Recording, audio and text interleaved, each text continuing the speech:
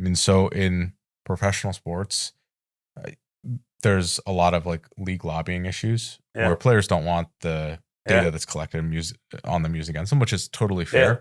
But the other side of that is you lose out on the ability to mitigate injury at Yeah. like a pretty substantial level. You lose the ability to um, kind of make the tweaks that might, Yeah. if you're getting blood work done all the time, you might be like, wow, I'm like vitamin D deficient or Yeah. vitamin B deficient. And those are huge energy sources For for sure. And leagues. as you age, it definitely matters too, right? Of Yeah. I can't working with the dietitian, the strength coaches, and things like that. Of over my career, I had to change things about my diet, my workouts, my recovery to continue to do this as I went through my 30s and 40s. And that's where the data became very useful to me, and quite frankly, changed my behaviors. Right, something as simple as having a wearable or a ring that now monitors my sleep quality. I went from I don't want to brag about my results, but I was in the low sixes and very bad sleep scores when I first started wearing this watch. But that awareness it created for me, now I start doing behavior change, and I'm getting myself upwards 7, close to 8 hours, and higher sleep scores in the 80s and 90s.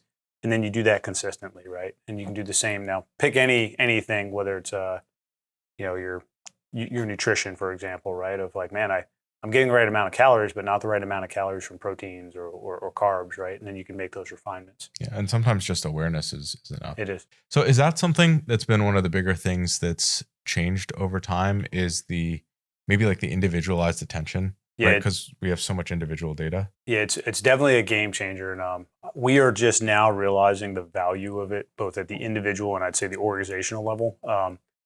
And we're only a couple years into kind of the data collection and the wearable technology, but we're definitely seeing like, oh man, this is where we can be in 5 and 10 years if we focus on these things, and it.